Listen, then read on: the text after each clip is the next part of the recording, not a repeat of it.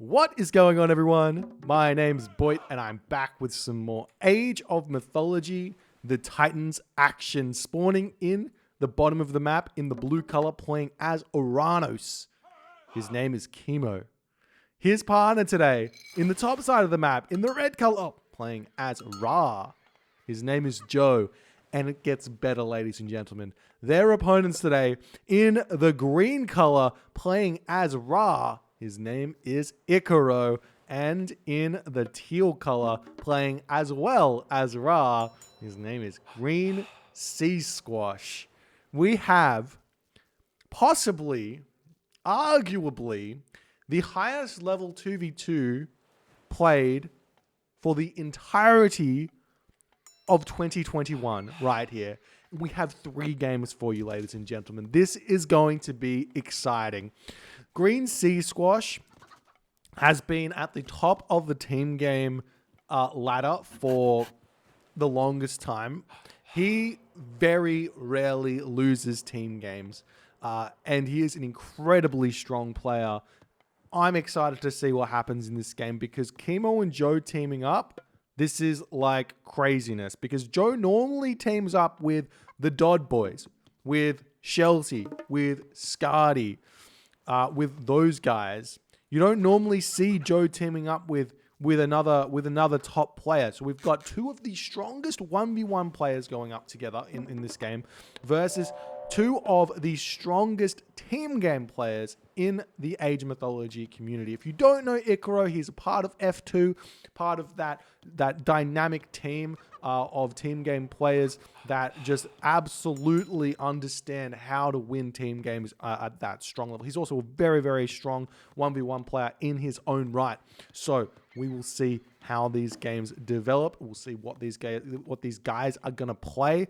At this point, we're seeing everyone kind of locking Ra, Kimo locking Uranus here. They probably did play random maps, so they don't know exactly what they're going to be looking to be playing against here.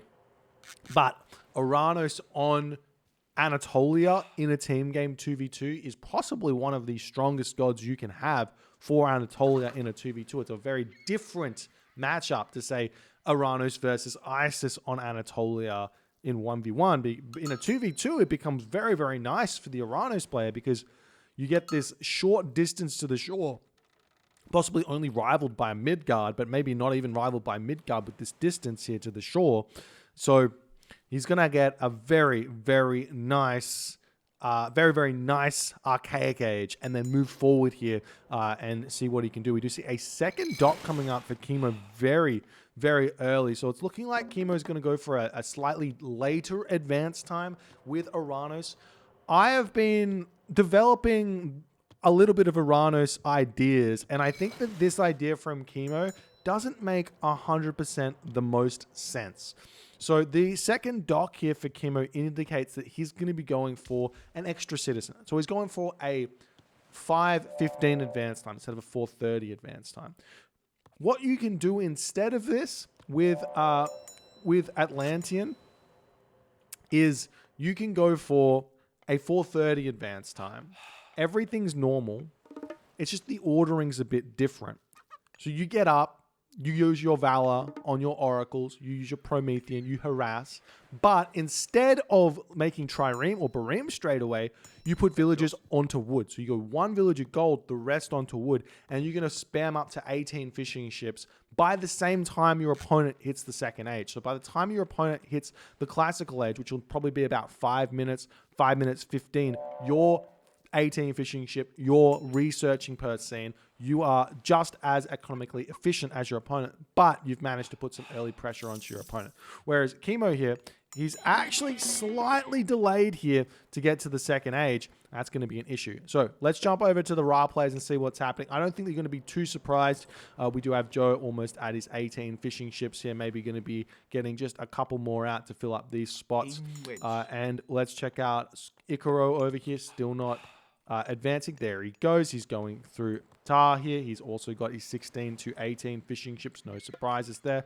GreenSeaSquash going through Tar as well. 14 fishing ships right now, and he's actually cut them. He can put 2 more down on this location, and he definitely does have There's actually not a situation here. This is the only one for him. So it's a bit unfortunate for Squash here on this game. So we'll see how these guys are going to approach it from now on. Kimo, he's a little bit short on his own fishing ship here. I would have thought he would have grabbed these locations and also finishing this up as well. But deciding to not do that in favor of maybe getting a little bit more resource in order to make some more units straight away here.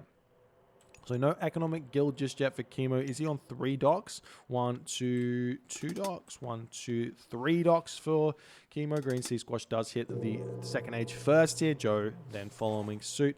And I imagine if we turn on our cheeky, let's go LRA. Oh, I'm not on a. I don't have observer commands. No. No observer commands, but there is the immediate valor we were talking about. Get that hero citizen, get those hero oracles to defend against any sort of Wadget shenanigans or myth unit shenanigans, and we do see the Bareems will start flowing in onto this location, but GreenSeaSquash is going to be able to defend here. So the idea, at least I think the idea here for Atlantean on Anatolia in the 2v2 is not necessarily to win the water, but to hold very, very strongly against what the Ra player is going to do, and then control the middle of the map. And that's kind of the idea here. So we'll see if that's what's going to happen. Meanwhile, on the top of the map, we do see a ridiculous amount of docks here. So for me here, what these players are planning is essentially going to be a semi-fast heroic age for both Joe and for Ikaro. You can see they're both sitting about roughly the same food in the bank. The armor is coming down for Ikaro, and they're just going to be piling villages onto gold, trying to get to the next age. GreenSeaSquash and Kimo duking it out on this side of the map for just a little bit, getting some nice trades thus far here. We are seeing Kimo attempting to retreat back with these Bareems. He's going to get away from this for the time being. And GreenSeaSquash is just going to be hanging out with his cabinet, doing his thing, but now pushing back in. And we'll see how it's all going to go. It seems very, very close here at this point for both players, but a bit of a standoff over here because of all the docks and a little bit of delay here as the boat numbers starting to soar. If we check out the population differential, GreenSeaSquash is 80 as we see that Shockwave does come in, and Kimo is at 86. So a slight advantage here for Kimo. 15 Bareems to GreenSeaSquash's 12 Bareems. So very, very easy fight right now for Kimo to take, even though the Bareems are slightly less powerful, so long as he can micro this a little bit, because he does have that speed advantage, and he is doing it very nicely. And now GreenSeaSquash realizes that Kimo's got the advantage here. The question is, can Kimo get the gold to get to the next age, whereas GreenSeaSquash, can he do that as well? And they're both going to be looking to get to that heroic age around about the same time.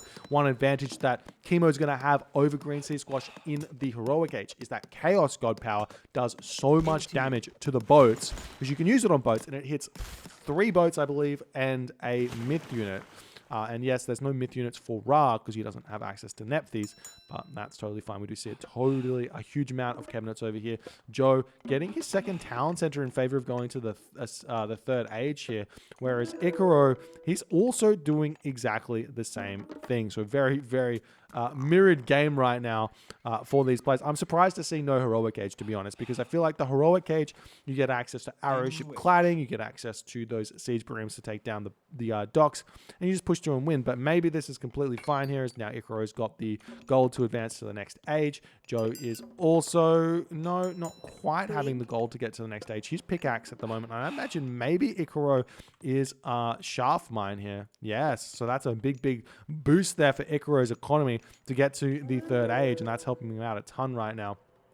GreenSeaSquash, on the other hand, is going through Hathor here. No shaft mine for GreenSeaSquash, and Kimo still not able to get to that heroic age just yet. No armory up, it seems like, for Kimo, and he's just going to be hanging back here with all of his Bareems, not ready to start pushing through. He does have to be very, very aware that everyone is probably going to the heroic age, and he's a little bit behind. So one thing Kimo could do, and he has cut the wood out of this, and he's getting himself a second town center as he's getting an armory. He could take these villages up here off of wood, chuck them over onto gold, and where's the other gold mine? He could take this villager off of wood, put it onto gold, and get that 500 gold out very, very quickly. So starting to see some villagers jumping onto food here, going up to 3 town centers actually. Kimo's got a completely different idea here. Kimo looks like, to me, he is planning to sacrifice the water to GreenSeaSquash. He's going 3 town centers, going to go full citizen, stay in. Maybe he's not going to stay in the classical age. I thought maybe staying in the classical age on these 3 town centers and then going full heavy, kind of, not heavy, but heavy pressure onto this location here in an attempt to prevent the Ra player from getting security of the middle of the map. But it feels like maybe it's going to be a little bit too slow, and Kimo is going to go through Hyperion here. This might be a little bit tough as the cabinets want to push forward, and I believe we will be seeing GreenSeaSquash getting himself arrowship cladding. No arrowship cladding. That's a bit surprising. Would have thought that might be the case. And over here on the top of the map, Joe and Ikaro are kind of playing a 10-minute treaty here, as they're both just saying, yeah, we don't want to fight each other. It's fine. Let's just see what happens over on the bottom side of the map. But the cabinet's now pushing forward here as Kimo's waiting for his Hyperion. I do wonder if he's going to use that Chaos elsewhere, but right now we will be seeing this dock getting targeted down here. Maybe one cabinet might get taken out by the dock, but this is actually a really good trade here for GreenSeaSquash as he's pushing forward. Kimo can decide to push in if he wants to, as we're seeing the third town center or second town center for GreenSeaSquash coming through as he realizes Kimo's on those 3 town centers, spamming those citizen out. And Kimo's not going to care too much here, I don't think, about losing the water. He's playing this very, very smart. Now we see those Bareem starting to push forward as Kimo doesn't really want to lose his docks just yet, and that's going to push Green-Sea-Squash away. Green-Sea-Squash deciding to take this fight right now as the Hyperion does pop, but nice micro there from Green-Sea-Squash to pull those Bareems back into here. There's the Chaos onto this location. That's 3 cabinets now that are targeting GreenSeaSquash's ships there, and really turns the tides of the battle. Nice play from Kimo to realize that that's what he can do there, and now we will probably start seeing some of those units starting to pop out here. But GreenSeaSquash going up to 3 town centers.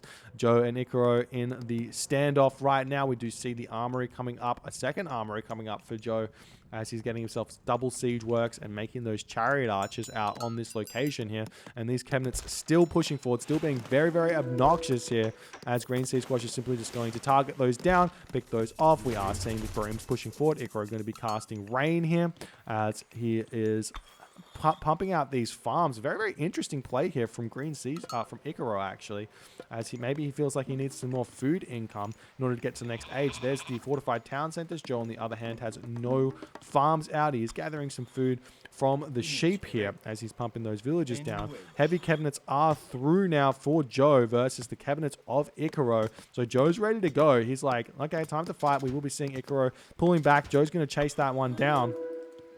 We do have a bunch of units out now for GreenSeaSquash as the palaces are starting to get set up for Kimo in the middle of the map, but Joe has all the advantage here. Look at the difference in HP, 348 to 290. That's so much advantage for the red cabinets here in this fight. Question is, Bareem's over here, cabinets over here, still no arrowship cladding. Joe's looking to go to the Mythic Age. He's choosing Horus here. I love that choice. Ikaro, on the other hand, is also choosing Horus. So both players going very, very similarly. But Osiris now coming through for GreenSeaSquash. And what is Kimo doing? Kimo is going through Hecate. So everybody is getting these timings in to get to the Mythic Age very, very hyper efficiently here. And the fact that Kimo's managed to keep up with Uranos versus the 3 Ras in terms of tech is a testament to how good his macro is here, how good his decision making is. Unfortunately, moves in with those Bareem and actually loses quite a few of them. And that's going to give GreenSeaSquash all the advantage on the water here. So that's not going to matter too much to Kimo. As I said, he probably wants to lose the water at this point. Just go all in on villages and trade. And then get all of the units out here. You can see he's starting to pump those Arcus out. He's making Arcus Destroyer. We do see a bit of a underwhelming Locust over here, but Joe's not really paying attention. And the fact of the matter is, yeah, Joe's got too much economy at this point, so he doesn't mind losing some villages, I don't think. He's getting himself the Masons and his fortified town centers, so Tornado not going to do too much to him. However, Tornado might do something to Kimo, which is going to be the big problem, because I don't think Kimo I'm not sure if the Atlantean Town Center can hold with Fortified Town Center's Masons, but he doesn't have either, so it's not going to matter. But Kimo will be able to throw his Tartarian Gate down somewhere, and I would love to see that maybe used up on Ikaro's side here, as we do see the Son of Osiris is getting thrown in here. These Arcus will have to retreat away, as that Son of Osiris completely decimates these Arcus. I think two shots are medium Arcus here. As he's starting to throw those arrows in, does have to retreat back. The double Horus does come through. GreenSeaSquash casts his rain as well. That's going to block both the tornadoes and the Hecate here. So nice play from GreenSeaSquash to realize that. Meanwhile, the cabinet's sitting idly by. That's 20 population for GreenSeaSquash on the water versus Kimo, who's got 0 population in terms of military on the water. So he's going to be having quite a nice time here. However, I imagine GreenSeaSquash, no fortified town centers just yet. He is starting to trade, spam out those mercenary cavalry. At this point, we are seeing a big push through by Joe here. He's taking down this location up on this side. He has managed to pick off the cabinets, but there are just a few cabinets left. So all of the units are here. We see the Avenger of Ikaro does manage to deal with Joe's Avenger. And Joe going to be trying to push through fortified town centers, and Masons has come through now for Ikaro as these siege towers are coming in. The tornadoes still will do a lot of damage to the town center, so these siege towers might be able to take this location down, and that's exactly what Joe's going to be going for. He's casting that tornado down. The siege works will be taking a lot of that damage, as the siege towers will start getting some damage done, but it looks as if this tornado is maybe unfortunately moving too far away from the town center, and it's not going to actually be able to take that one down. We are seeing the villagers going to be repairing that one back up here as the rain does get cast down, and we might want to see some catapult moving in onto this location now as that damage has come through. We're seeing the catapult starting to take down Kimo's town center here, as Kimo is very, very much struggling as this rain here blocks Kimo's Hecate Tartarian gate for even longer. We do see Champion Arcus has come out though for Kimo, so that's going to be a big help. He's got himself another usage of his chaos that he wants to be using. He's got himself the shockwave he wants to use, and the Arcus need to click over here onto that Son of Osiris, and they are going after that one yet again as the Son of Osiris does get pulled back. The fishing ships of Kimo are getting taken down, and really this is all going to be a kind of who dies first situation here. This second Avenger is coming in. There is a Pharaoh in on this location though, so we'll be able to help take that one down if Joe's paying attention over here. Ikaro is going to be utilizing his tornado on this location with the help of a catapult. Might be able to actually take this one down. We do see a Locust over here going to be preventing the villagers from repairing this one back up.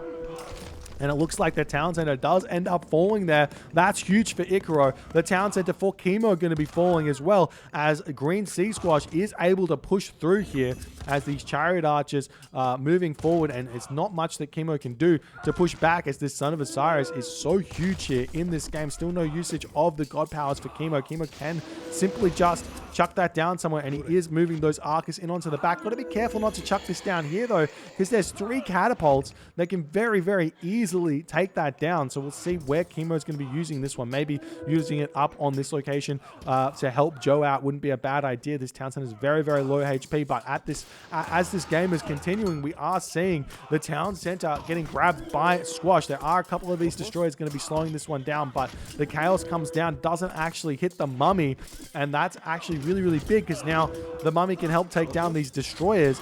We'll see if Squash is going to start making some axemen soon, because there's just so many destroyers out for Kimo. As they're tanking all of the damage that these chariot archers are doing beautifully. Meanwhile, up on this location, Joe is still trying to push through this top Migdol stronghold. Not really able to do it just yet. The villagers very strong here with Skinner the Rhino, able to take down those siege towers very quickly and keep themselves alive nicely. But Son of Osiris is still here. We do still have a bunch of those Champion Arcus that are going to be continuously attacking this. We see the Champion Arcus does get converted here. And look at that damage he does to the mummy. Very reminiscent of an Odysseus here, as the mummy will get slowly taken out. The Son of Osiris gets pushed back. It looks like Kimo's holding for the time being, but he's losing a lot of buildings as he's trying to spam these buildings back up. Not many resources left in the bank.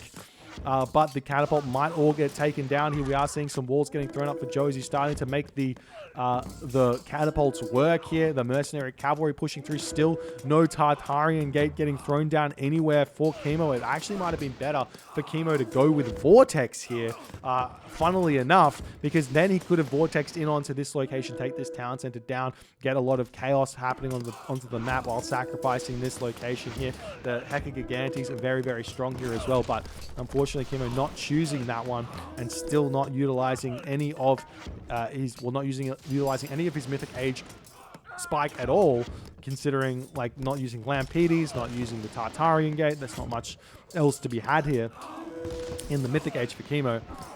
But the Son of Osiris does end up getting taken down here. So there is an opportunity for Kimo to push back, but GreenSeaSquash is very, very big at this point.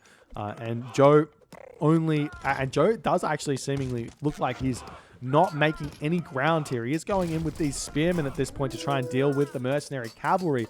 But the chariot archers are out. Ikaro in a very, very strong spot. Great trade route set up. It doesn't look like Kimo's trade route is set up very well at all. You don't see that blue line going across the map like the red, teal, and yellow. I can't speak. Green lines. You see those lines going very, very nicely, but just not happening here for Joe and Kimo, as Ikaro and GreenSeaSquash looking like they are very much in control here, as now GreenSeaSquash throws down the Migdol stronghold. There could be a beautiful Tartarian Gate placed here away from villages onto the trade route. Obviously, these players don't really know about that, but what Kimo could do is ask Joe to send a chariot archer through to get that down. But we are seeing these walls getting set up by Kimo and GreenSeaSquash respectively there to hold this location. And now the chariot archers going after the champion Arcus, but the champion Arcus actually did fairly well here against these chariot archers, especially if you have some destroyers coming into tank. So the amount of pushing power that GreenSeaSquash has right now isn't really that much until he gets his town center and can start making his own mercenary cavalry to push through here. And there's the watchtower up for GreenSeaSquash. Just going to put a couple more up. The palace just about to get taken down there, as Kimo losing a lot of buildings to these catapults that are set up very, very nicely. And Joe still trying to find a way through on this location. He's got a lot of very strong units here, but the champion chariots, towers, Ikaro kind of knows all he needs to do here is hold. And that's what he's doing. He's throwing his towers up. He's putting his walls up.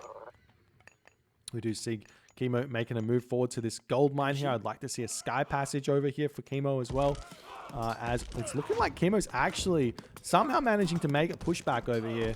Where's GreenSeaSquash's economy gone? Looks like all of these have been picked off. We do see that Tartarian Gate has been thrown down on this location, but I missed that completely. But if he threw it down here, again, there's siege work right here, and these catapults just taken down so very quickly. And now Kimo needs some siege to clear this up. If he could have like 2 fire siphon out right now, this would be very, very big for him in order to push through. But he doesn't have those out just yet. Is he trying to make them? Kimo is not trying to make them, and he's losing a lot of this power spike that he's managed to get here. Without having siege, it's like, what can you do? He's got 2 siege units, and these destroyers just are a little bit underwhelming, really, compared to the fire siphon. And that's looking like GreenSeaSquash will be able to hold here and recoup his population loss. I think...